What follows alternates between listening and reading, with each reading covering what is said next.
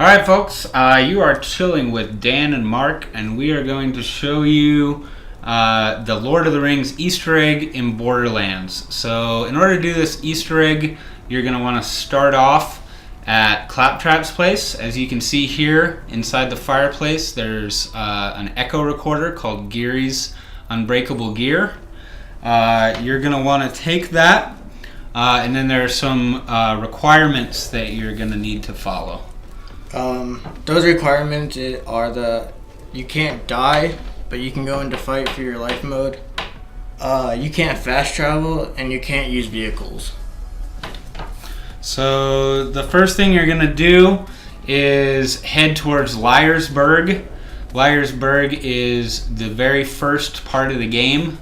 This part of, or this Easter egg does require a lot of walking.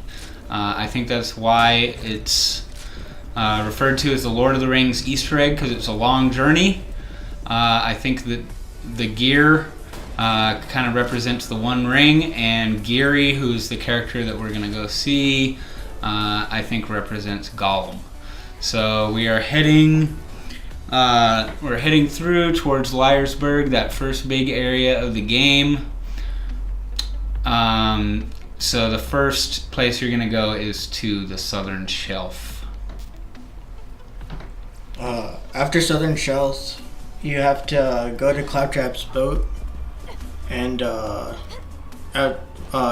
teleport to Three Horns Divide. And once you get to Three Horns Divide, you can't use the catch a ride, or you'll fail the mission. Yeah, there are a lot of requirements that you have to follow. If you don't follow any of those requirements, then you have to start all over again. We noticed that if you do it and you go back the few times that we did it, the gear does not respawn. So that means that if you break any of those requirements, you have to start it in a different mode. So you'd have to go into Vault Hunter mode, or what's the other? Ultimate Vault Hunter mode, or True Vault Hunter mode. Or True Vault Hunter mode. So we are heading towards the Claptrap's Ferry right now. And from here, this is going to take us to Three Horns Divide. After you go to Three Horns Divide, you want to go to, it's a long run to Three Horns Valley. And then, so once you get to this part, there's a way to get past the bridge without using a car. And that's where you have to jump, or slowly go across the beam. We really can't say it enough that you cannot use the catch-a-ride. So catch-a-rides are poison for this Easter egg. Do not use the catch-a-ride.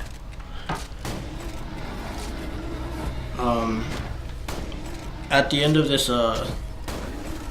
event, if you do it correctly, you'll end up getting three loot crates that get dropped in from racks.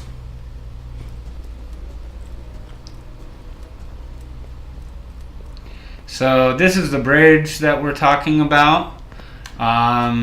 We actually messed up the first time, but here's our second try. Since normally you would be jumping over this little ramp using a vehicle, instead you have to use the little pole on the side. It can be a little tricky to get on, but it's not too bad. Currently we're doing this in True Vault Hunter mode, so it's gonna be a lot more rewarding at the end. So the class that we're using right now is the mechromancer. Personally, I think the mechromancer is the best class out there. What do you like so much about the mechromancer?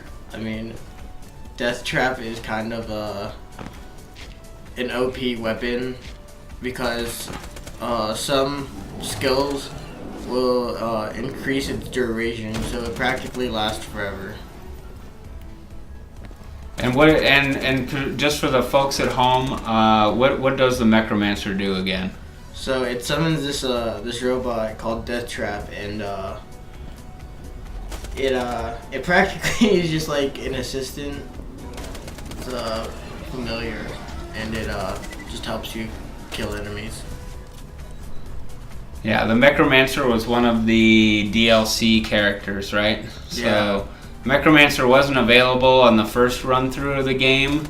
When I did my first run through, I played with a Gunzerker first. I really liked the Gunzerker because of the 2 weapons at the same time ability. It was good to be able to have a slag weapon in one hand and another weapon in the other hand. It would just be really, really helpful. I also just kind of liked his general character concept. I also played through one time as the Commando, and I found that the Commando was actually more powerful than the Gunzerker. I don't know if I liked the Commando more, but he was definitely more powerful than the Gunzerker. Mark, how would you say that the Commando compares to the Mechromancer? Well, I mean, the Commando does have a turret, but that turret, once you place it down, you can't move. Unlike the Death Trap. Yeah, Death Trap's almost like a moving turret. But I mean, the Commando does have some pretty good qualities, as in, if, let's say, you're surrounded by a bunch of enemies, and you put out your turret can have rockets and a shield around it to help you out. Yeah, and also isn't the Death Trap able to revive you somehow? Yeah. If Death Trap gets a kill, it will revive you if you are down.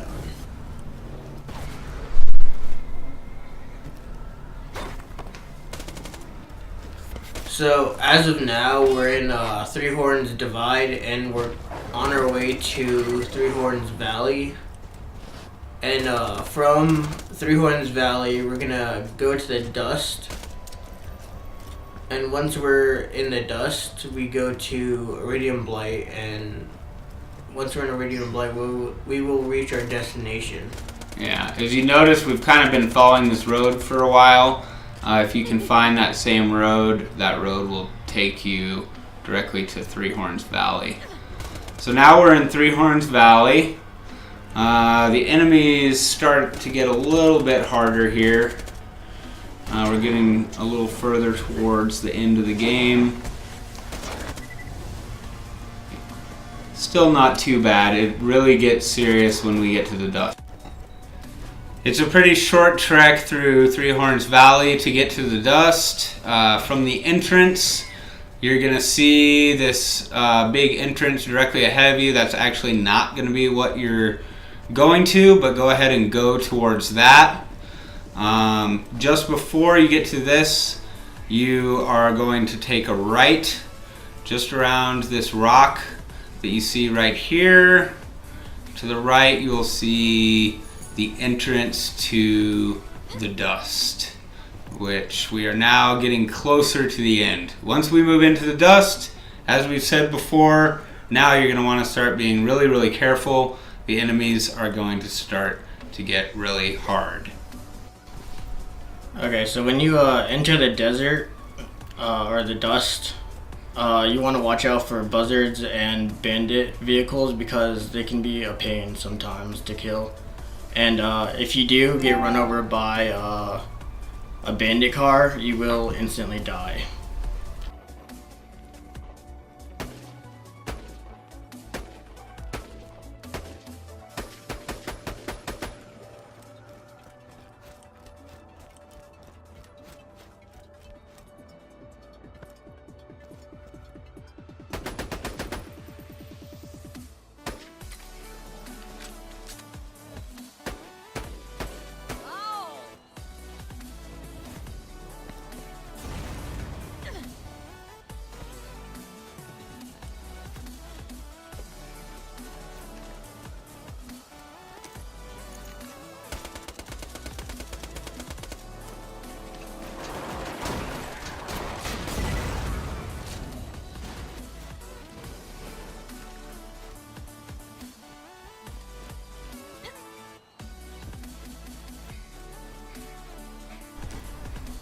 So we're in the dust, and here's an example of what you can do in when you die. So if you just happen to die while going on while running on this, like I have, you can go into fight for your life mode, and you won't fail the event. All right, so just coming up right here, we want to make you guys aware. We use the rocket launcher a little bit. Really, for most of this mission, you want to stick with either an SMG or a shotgun, because you really don't want to end up killing yourself with the rocket launcher. And also the sniper rifles, you can really only focus on one enemy at a time. So we use the rocket launcher a little bit up here, but we just really want to stress that it's really easy to kill yourself with the rocket launcher. So if you are going to use it with caution and skill, as we've done right here. We were taking kind of a big risk right here, though. But we made it through. We survived, and now we are continuing to head towards the eridium blight. Few more bandits here.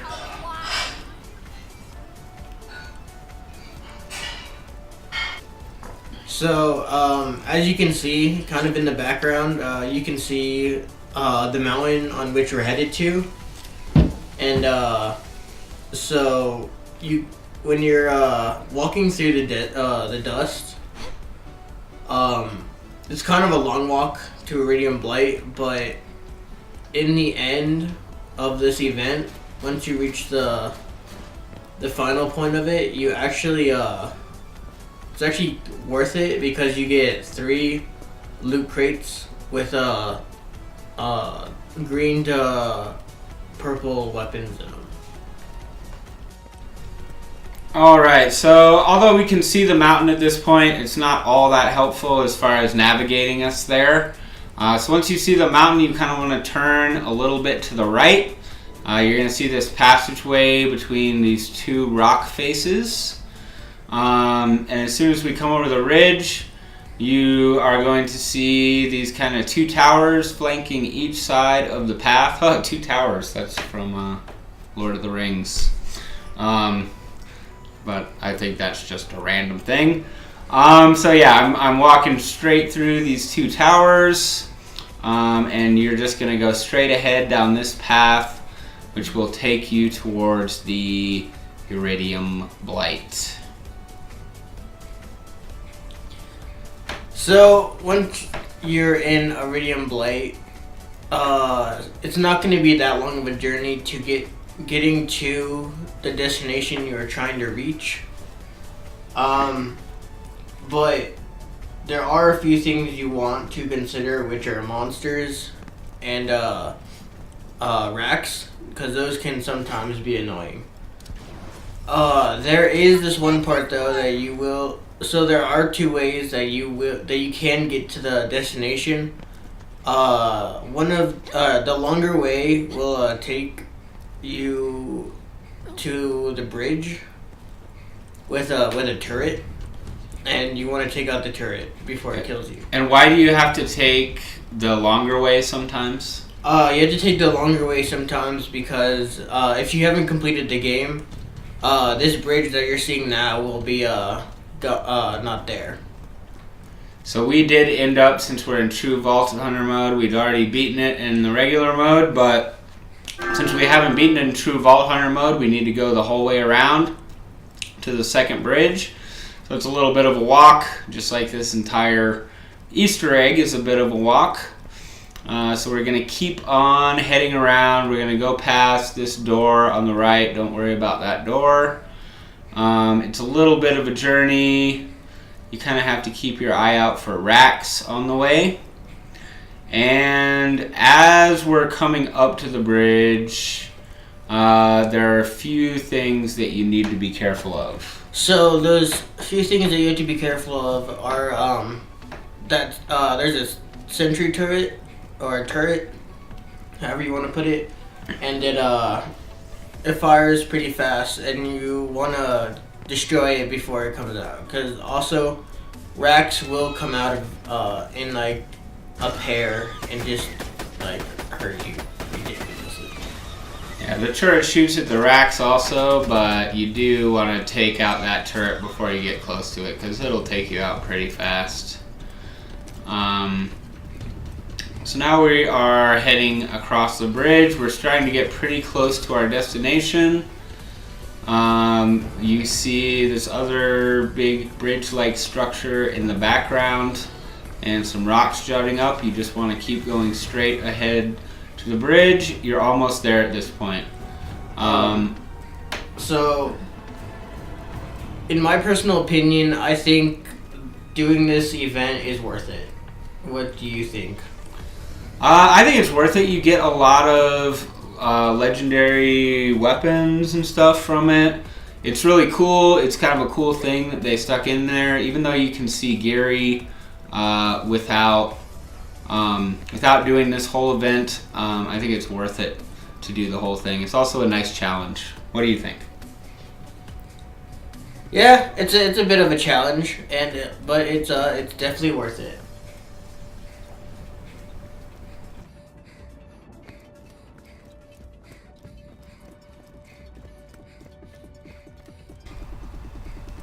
Alright, so we are heading up to this mountain, which looks a lot like what I would imagine Mount Doom in Lord of the Rings to look like. One thing that's really important is make sure that you're not using a spike shield once you get to geary, because if you are using one, it'll go off and kill him, meaning that you have to start the whole way back from the beginning. So, as we're coming up onto the mountain, there's a few things you wanna watch out for, and that's there is lava and fire that can come out of the ground and end up hurting you, and if you do manage to fall into the lava, you will have to reset the whole event again. It's a little bit of a treacherous journey up here. It's important to be really careful because at this point you've put so much time into it that it would be pretty unfortunate to have to go the whole way back to the beginning. You see a couple of little jumps there. It's important to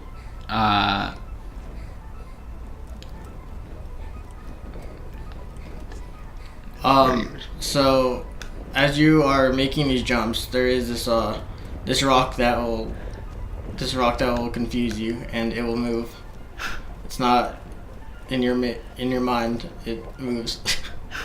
But just there are things that can end up hurting you and killing you, as in like the lava, like I said, and is in just misjumping, and you can't really seem to jump in the lava as much. You can do hops, so just be careful and don't miscalculate the jump. This bridge is one place where the lava can come up and hit you like it did us just here. We had a good enough shield though to where it didn't hurt us too bad. So this is Geary, the guy that we've been coming for.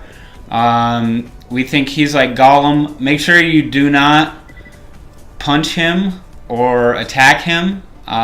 You want to let him hit you, and then he's going to jump into the lava, just like kind of Gollum at the end of Lord of the Rings. And then you're going to see these three racks fly by. Then they're going to drop loot chests. Open those up, and you've got a bunch of nice weapons. So you're not always going to get the same loot every time from this. Some of the loot will be good, some of it will be bad.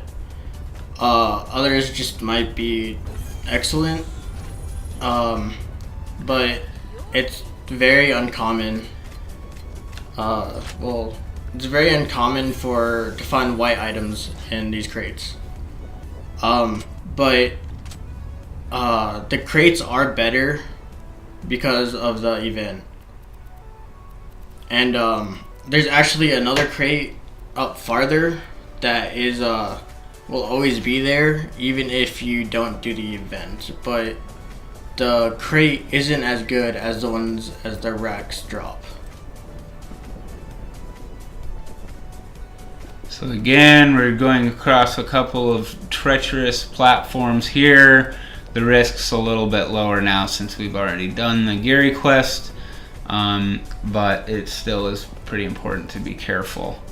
A couple more tricky jumps, some kind of platforming kind of stuff as we've been doing up until this point. And there you see those last couple of chests, which after you've gotten that, if you've already gotten the geary and everything, you've gotten most of the stuff that you need to get from this mission. So thanks a lot for taking a look at our Borderlands Lord of the Rings Easter egg video.